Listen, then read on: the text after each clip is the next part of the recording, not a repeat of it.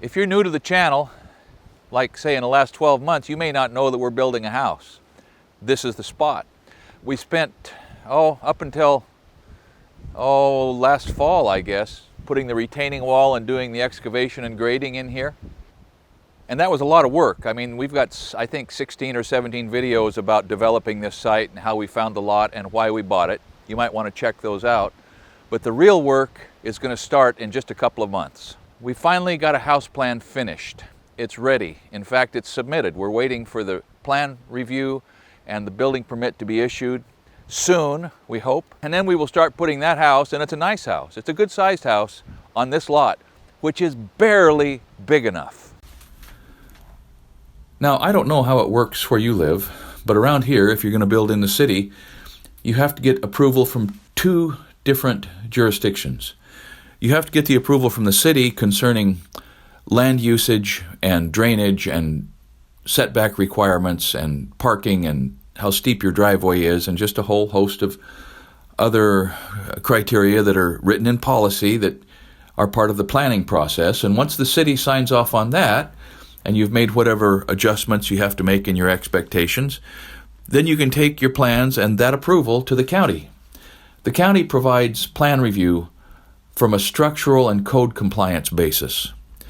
They provide a pretty good service, actually, of looking your plans over and sort of seeing if there are glaring structural deficiencies or shipwrecks or problems that over time would cause issues. And of course, they miss some, but from a certain perspective, it just doesn't hurt to get another set of eyes looking at it. And besides, you've got no choice. So one might as well make the best of it. At least that's one way to approach a situation like this. And another thing that you know when you get done with the plan review process is exactly how good your engineer, your draftsman, or your architect were. Because when those professionals provide the services that then go to the plan review process of the jurisdictions who have authority, you find out how informed they are and how good their reputation is with the powers that be. And in this case, ours were terrific. The plans came through approved first time. No changes, no alterations, just the standard notes about codes and the things that they'll be looking for, including the really stringent new energy efficient requirements that the state of Oregon has laid on top of builders in their infinite wisdom. There will be a few challenges that come with just the whole notion of putting a house that barely fits on a lot that's got tough grade on 2 sides and, you know, a steep access on 2 sides, and so it's going to be a staging challenge. There's going to be lots of things that we have to figure out about how to get those tons of material in place without being able to get equipment all the way around the site. We're expecting to break ground just as soon as the springtime weather gets here. There'll be some more excavation, there'll be some grade remediation, there'll be a lot of compaction and footings and block, and then away we go with the framing. So as we start moving forward on this project again, if you have specific things you would like to make sure that we discuss or review or demonstrate, please leave them in the comments or send an email or something.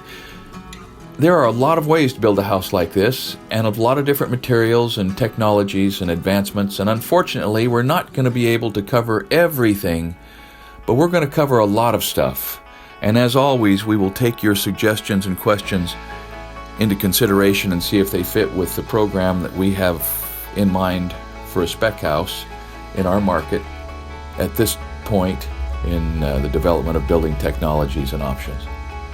The next episode of this series will be a video about submitting plans, calculating materials, estimating costs, hiring contractors, that sort of thing, and I hope you stick around.